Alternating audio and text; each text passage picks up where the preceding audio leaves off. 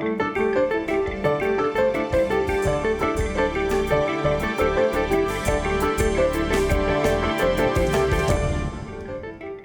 I'm Kamal Santamaria. This is Counting the Cost on Al Jazeera, your weekly look at the world of business and economics. This week, Turkey.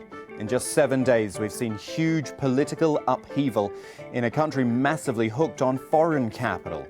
We'll look at the economic repercussions of recent events in Turkey and if it's enough to put the rest of the world off from doing business on the Asia-Europe crossroads. Also this week, Italy. And if you thought Brexit was bad news, take a close look at the banking crisis going on in Italy. It may be a far greater threat to the Eurozone than the UK's referendum, as Italy faces a battle with Brussels over new rules on bailouts. And an island in the Gulf positioning itself as Iran's flagship free trade zone. We'll take you to Kish Island, a tourist destination now trying to compete with the big trade and investment spots in the region. So last week we talked about how much could change in a year. That was Iran. Well, how about how much has changed in a week in Turkey? A 3-month state of emergency now in force, along with that lightning-fast move by President Erdogan to purge so many of the country's institutions after the failed coup. The stories of the arrests and sackings are well documented, but we have to keep an eye on the economy, short and long term. For example, travel and tourism, both vital sources of revenue for the economy, are likely to decline. In fact, they were already struggling after bombings of cities and airports. Turkey may also find it harder to fund its current account shortfall, that is the gap between the value of imports and exports. And in Turkey, there is a deficit at the moment estimated at about 4.5% of GDP. So far, the government is stressing that it's business as usual. It's trying to reassure the markets because we know the one thing any market dislikes is instability. But really, Turkey's economy was slowing even before recent events. Growth now expected to come in at around 4% this year or under. And the outlook doesn't get much better, I'm afraid. Turkey's currency, the lira, hit an all-time low versus the dollar this week. Ratings agency Moody's has put Turkey's debt on review. And S&P Global Ratings downgraded Turkey's sovereign debt further below investment grade and changed the country's outlook to negative. Following the attempted coup, it said, "We believe the polarization of Turkey's political landscape has further eroded its institutional checks and balances." It also talked about heightened unpredictability, constraining capital inflows into Turkey.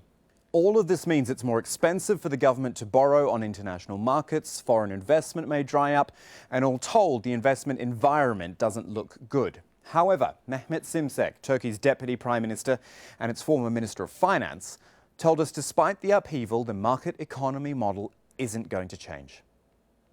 As far as the economy is concerned, yesterday President Erdogan made it very clear that we will continue to prioritize structural reforms that will help boost productivity, investments, and competitiveness. And also will take steps, introduce reforms that help increase savings to reduce Turkey's reliance on external savings. So we're going to do all the right things. And as I said, the state of emergency, legal authority will only be used against coup perpetrators and their affiliates. Ordinary life, business life, will continue as usual. The commitment is there. We'll maintain sound, rational macroeconomic policies. We will stick to market economy. There's never been, and there will never be, a consideration of any other model. Why? Because that model served Turkey well. We've done phenomenally well over the last, and Turkish economy has proven to be fairly resilient in the face of various shocks. I mean, look, Arab spring turned into a dark winter. And it's been a major fallout because we're in the midst of all this. Turkey survived. Global financial crisis, Turkey did phenomenally well. European sovereign debt crisis, Turkey did well. 4 elections in 2 years, Turkey did well. Look at last year. Real GDP growth rate was more than 2 times emerging market average, excluding China and India. Turkey created more than 1 million jobs. We have a balanced budget. So across the board, when you look at the big picture macro, we continue to do well. Yes, there's going to be some short-lived, hopefully insignificant impact on growth and other macro performance, but it's unlikely to have a lasting damage or lasting significant impact. So there's the Deputy Prime Minister saying there'll be no problem with the current account deficit. But as we've outlined already, the economic environment has become, at the very least, more difficult. Let's put that to our guest this week. Joining us from Istanbul is Nilüfer Sezgin. She's the Chief Economist with ICE Asset Management. I guess where I want to start, Nilüfer, is before the attempted coup. How would you describe the state of the Turkish economy then? Because it seems that it already had its own set of problems. Actually, over the last 1.5 years was a proof that Turkish economy improved its resilience against shocks, because despite 2 general elections, which were repeated one after in a very short while in 2015, despite geopolitical tensions and despite the challenges associated with the global financial system, Turkish economy managed to deliver 4% GDP growth, which was higher than 2014, basically. And this was above expectations because everybody was thinking that the Turkish economy could slow down amidst all those uncertainties in 2015. So the global environment is very much supportive for low interest rates globally.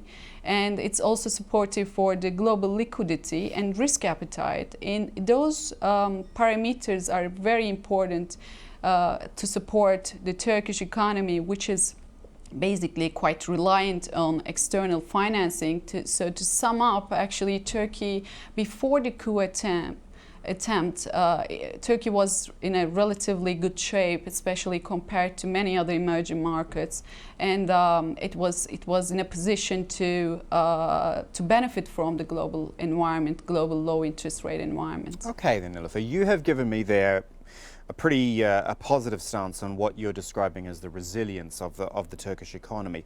I would have to question, though, the future, or at the very least, going forward initially. You have to wonder, will investors still want to come to Turkey? Will tourists still want to come to Turkey? Because not only was there a coup attempt, there had been bombings in cities and airports before that.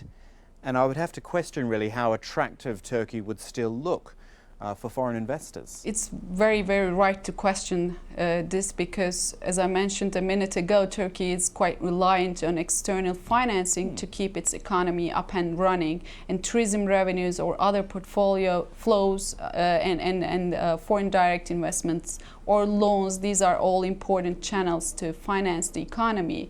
However, during such turmoils, the first thing that we usually observe is a deterioration of portfolio flows. So it's kind of a hot money, and it's very easy to change positions in terms of portfolio investments. But on the other hand, if you look at the long-term financing, such as the loans taken from financial institutions abroad, I think the possibility that this channel will be hit is quite low, because even during the Lehman Brothers crisis that hit the entire global credit markets, the Turkish economy did not experience or did not suffer a long-lasting decline in the external debt generation or the rollover ratio, so to speak. So I think going forward, we will monitor whether further rating institutions will keep downgrading Turkey, or whether they are going to wait and see the actions to be taken and then decide accordingly. Okay, can I also get a thought from you, Nilüfer, on the state of the Turkish currency, the lira, because that has to be a concern. All-time lows against the US dollar midweek. The fact is the lira just isn't performing. Turkish lira has been underperforming its peers, other emerging market currencies, remarkably since the coup attempt. Probably when the data is available, we will see that the foreign investors are somewhat lowering their positions in the Turkish capital markets.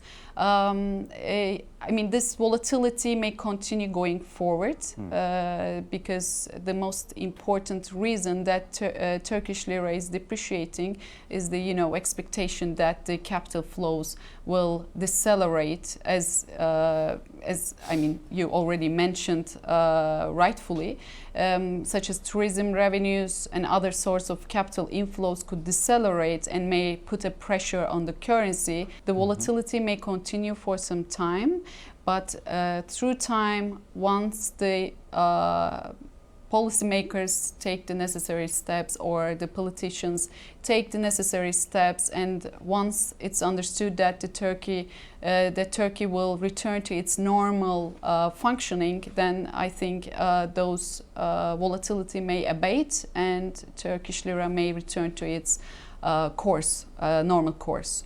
Nilüfer Sezgin, a pleasure talking to you. Thank you so much for your time this week. Thank you very much. And still ahead on Counting the Cost, the market for the Internet of Things could be poised to explode. And it's one reason why a Japanese company has swooped on the UK's biggest technology company just 3 weeks after Brexit. Right now, though, we look at Italy and a banking crisis which could be the next big threat to the Eurozone.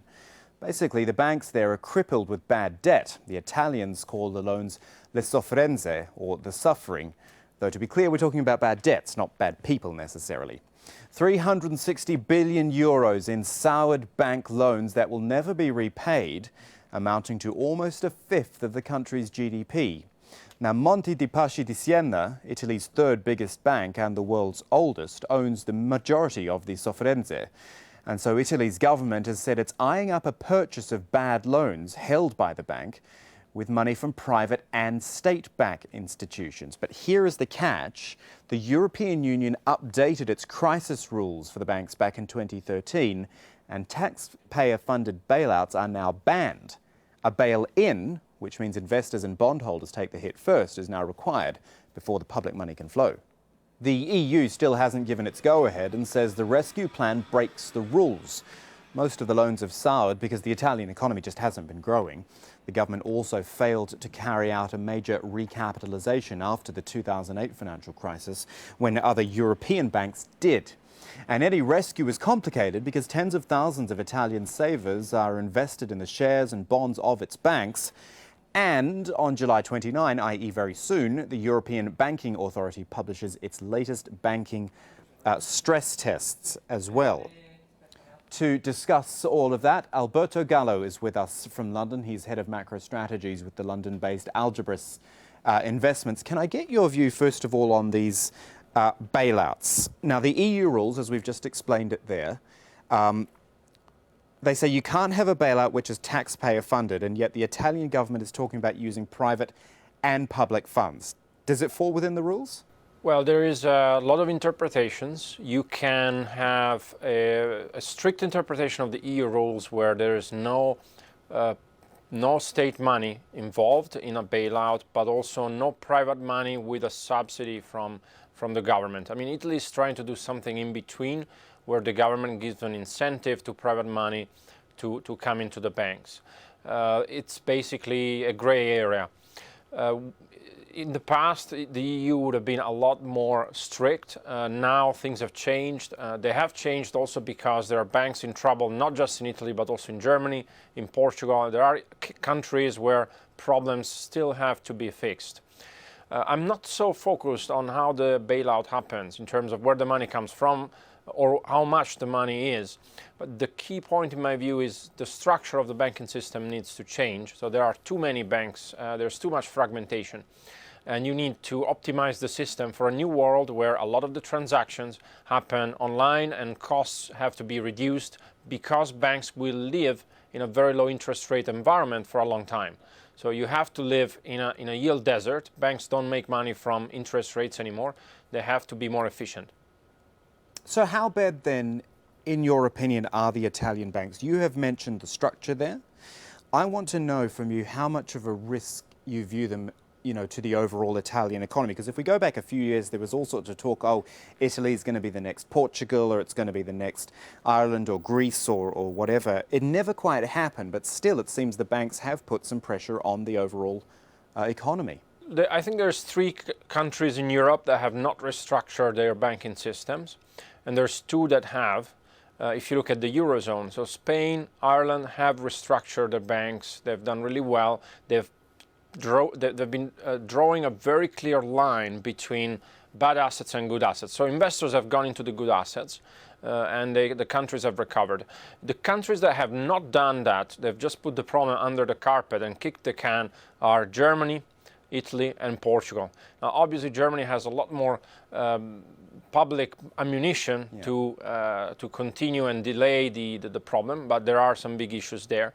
In Italy and Portugal, the problems are more urgent. This is not a problem of solvency, yeah? So this is what Draghi said at the press conference. He was asked specifically about Italy and NPLs, etc. It's not a problem of solvency. Banks have enough capital. Some of the worst banks, in terms of how they trade in the market, they actually have a lot of capital on their balance sheets. It's a problem of profitability. So if you have a country with more bank branches than restaurants per person, then the banks don't make money, and shares trade lower. CEOs don't lend because they're worried about profitability, and credit, and you have a credit crunch. You have credit contraction in the economy. So to that end, do you think that those views you have will be reflected in the next round of stress testing, which begins in just about a week, I think? So the view on the stress test, I think there will be points of weakness, but the stress test is backward looking. So what we will know in the next few months is whether the banks that are weak will reach a solution. So this is the key point. I don't know if we will reach a solution in the next few days. It is clear that the government is trying to get there, and effectively this is really the first government in 20-30 years that tries to fix the problem, and it's a very politically sensitive problem. Regulators in the past have not always been proactive and not always been open to change, but this government is trying to fix the problem. And so, today we have a few days before the stress test, and we will know whether we get a solution. So the stress test will show some weaknesses, but it is backward looking. The key thing is if we will have a solution or a plan before the 29th, which is the date for the stress test. Alberto Gallo in London, we thank you very much indeed for your time. Thank you. Now, you'll remember last week we took a big look at Iran, 1 year after the landmark nuclear deal. Well, we're revisiting the Islamic Republic this week, but instead of Tehran, we're looking at Kish Island. Where, you say? Well, it's a tiny coral island in the Gulf, 19 kilometers off the Iranian mainland. Known for its natural beauty, the New York Times in 2010 ranked it in the 10 most beautiful islands in the world. It's a place where you can visit without a visa and where strict mainland rules aren't always enforced. On a business level, it became a free trade zone in 1989, and now its duty-free shopping lures 1 million tourists a year, almost all of them Iranians. Now, Kish is trying to pitch itself to a wider market. And 1 year on from Iran's nuclear deal, it may be given that chance, given some view it as a good starting point for entering the Iranian market. So let's talk Kish with Mazdak Rafati. He's joining us via Skype from Dubai, a managing partner at Dubai-based Ludwa International Consulting. Mazdak, I'm willing to bet Kish is not a place many of our viewers will have heard of. So tell us a bit more about it and the fact it's an Iranian tourist spot. That's true, Kamal. It's actually quite interesting, as you said, that not many people know this little island in south of Iran. In fact, this is one of the first free zones in our region, and pre-revolution times it was actually set up for all the let's say the wealthy people from the Gulf to come and enjoy their freedom. What people actually don't know also, there was a casino on that island before the first Concorde landed from Paris actually on Kish Island. Currently this little island has roughly around 2 to 2.5 million basically tourists, mainly from Iran, visiting it, because it's basically has beautiful beaches.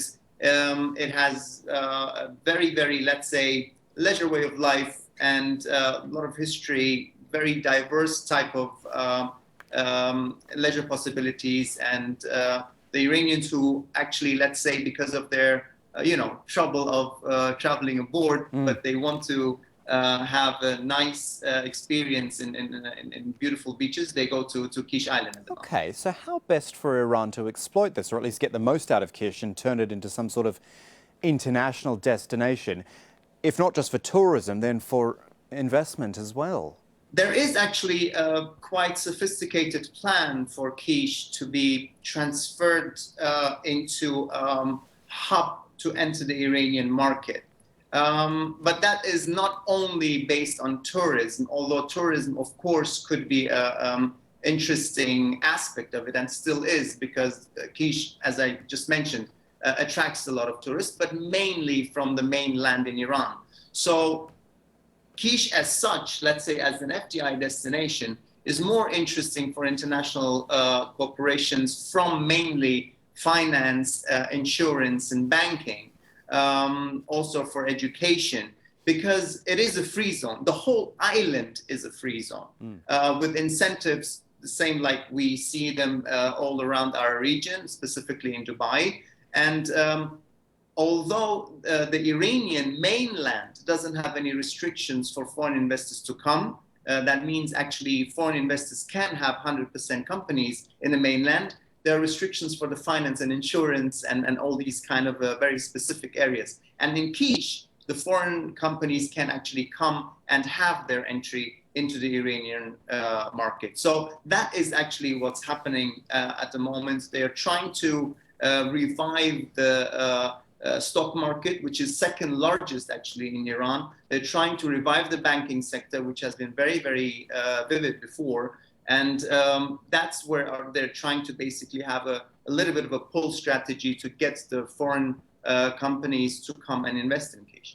Just finally, could Kish as a free zone compete with other free zones? You mentioned Dubai. I don't think it could ever be in that league personally, but other Gulf zones, Ras Al Khaimah or ones within Iran itself, could it be potentially competitive with them?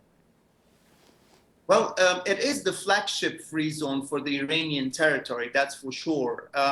We have, to my information, 7 free zones in Iran, but another 6 are coming up. There is the plan to turn the Imam Khomeini airport into the airport city, which has a free zone component to it. People say it's all about location, location, location to be for a free zone to be successful. Well, it has a brilliant location, that's for sure. But it's also about institutions. It's also about the framework of a free zone. It's about how it's being governed. In Dubai, a lot of free zones are very successful because they're seen as a, let's say, a cash cow. Basically, they're a profit center, totally self-governed. That are basically maybe a few elements that are still missing in Kish, but I don't see at the moment, let's say for the next 3 to 5 years, Kish being any threat to the free zones or serious competition on a regional basis. But it is and will be one of the main, let's say, contact points when it comes to entering the Iranian market. Nasdaq Rafti, so interesting to talk to you about this. Thank you for your time. My pleasure. Thank you. So we just want to finish the show with a little mention about Holdings, because this story is one to watch. is a UK company which designs microchips that power more than 95% of the world's smartphones, so this is important. What it does is it owns the intellectual property but licenses it out to manufacturers. This week we found out Japan's SoftBank wants to buy it for $32 billion. And SoftBank, has a good eye. It's famous for investing in Alibaba in China, betting big that e-commerce would catch on. What it wants from the acquisition is a place at the center of the next wave of innovation, the so-called Internet of Things. That is when you turn something like, say, your fridge into a smart or connected device by hooking it up to the internet. You essentially give it a brain by inserting the kinds of microprocessors which designs. So basically, watch this space. It could be the start of a big new push into our connected lives. That is our show for this week, but there's more for you online at aljazeera.com/CTC. That takes you straight to our page with individual reports, links and entire episodes for you to catch up on. You can also get in touch with us. You can tweet me at KamalAJE. Do use the hashtag AJCTC when you do, or just drop us an email. countingthecost@aljazeera.net is the address. That is it for this edition of Counting the Cost. I'm Kamal Santamaria from the whole team. Thanks for joining us. The news on Al Jazeera is next.